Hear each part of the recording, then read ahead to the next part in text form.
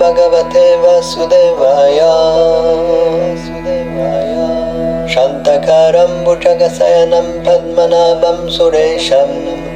विश्वाकारं गगनसदृशं मेघवर्णं शुभङ्गं लक्ष्मीकान्तं कमलनयनं योगिरिज्ञानगम्यं वन्दे विष्णुं भवभयहरं सर्वलोकैकनाथम् मेघश्यामं पीतकोशेयवासं श्रीवत्सकं कौस्तुभोज्ज्वलचितङ्गं पुण्यपेतपुण्डरीकायताक्षं विष्णुं वन्दे सर्वलोकैकनाथम् नमः समस्तभूतानाम् अधिभूताय बुभृते अनेकरूपरूपाय विष्णवे परमविष्णवे